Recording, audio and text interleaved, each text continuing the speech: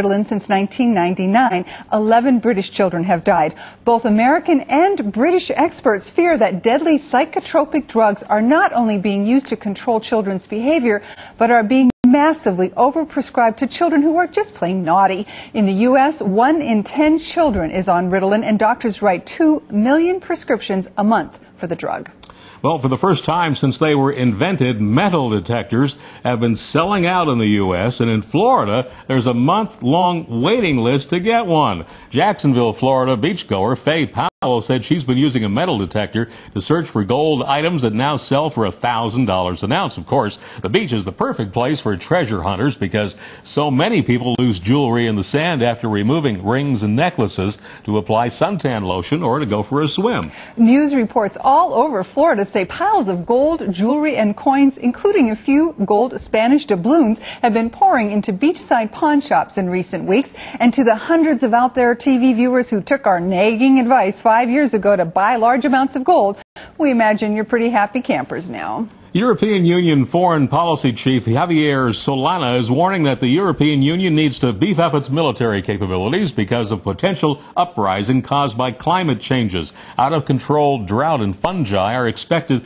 to create huge crop shortages in Africa, the Middle East, which in turn would affect the stability of that vitally strategic region. Water shortages in Israel are also of growing concern. And while global warming seems to be a misnomer for climate change, European leaders are warning of sea level rises, along with the intensity and frequency of natural disasters, which could lead to millions of displaced people. New World Order investigators are also concerned as food and water shortages, whether natural or artificially induced, could be the perfect excuse for the implementation of martial law worldwide. Finally, tonight, a Berkeley watchdog organization that tracks military spending says it's uncovered a very strange military proposal. The plan to create a hormone bomb that could turn enemy soldiers into homosexuals and make them more interested in sex than fighting the enemy. Edward Hammond of Berkeley used the Freedom of Information Act to obtain a copy of the military's $10 million gay bomb proposal from the Air Force's Wright Lab in Dayton, Ohio. As part of a military effort to develop non-lethal weapons, the proposal states an effective non-lethal weapon would be strong aphrodisiacs, especially if the chemical caused instant homosexual behavior. This is too funny. Gay community leaders in California said they found the notion of a gay bomb both offensive and laughable at the same time, especially when you consider that American soldiers and military commanders would also be exposed to the aerosol aphrodisiac. You gotta wonder who comes up with these ideas. Can't you see it now? Like 300,000 soldiers instantly with wimpress. Stop it. Hey, when we come back, the guy that's our Matrix expert and an Illuminati historian, Alan Watt, joins us on the program.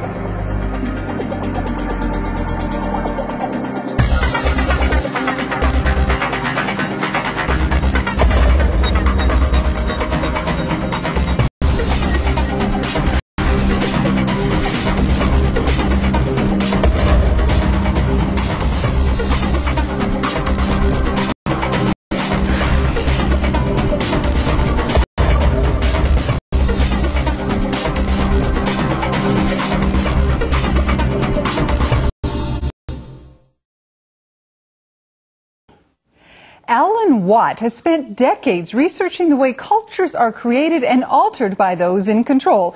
Born in Scotland, he watched as the politicians and media covertly guided the population into a European amalgamation. Now, living in Canada, Alan is warning that the same process is being used to force our populations into a North American union without our consent and without full disclosure. Welcome, Alan. It's a pleasure to be here. Thanks so much for joining us. Now, Alan, one of the things that I liked, we just watched your video a couple of days ago, and you talk about the hive mentality, how we worker bees basically work our tails off building things for the royal class. How did that happen?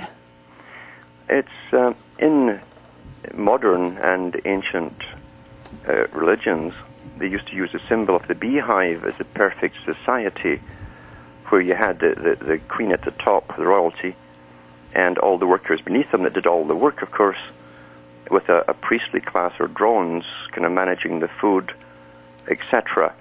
right down to deciding which ones would get royal jelly and which ones would become worker bees according to how they were fed. And we find all of these techniques being used today. The word hive, the term, is being used by big think tanks and institutions to describe the modern society they're bringing into being. It's not here totally yet. We see it all emerging around us, this new, it's really a scientific dictatorship, as Aldous Huxley described it, and it's to be run by professionals and experts, and the public are to be given a new type of government. Really, they call it governance, as opposed to government. Alan, who do you think is responsible for this one big world government? It's an amalgamation of very old societies. We find that in the 1800s, for instance, out of Britain, you had societies that were given royal charters to create a new system. Part of the system to be to take over all natural resources of the planet.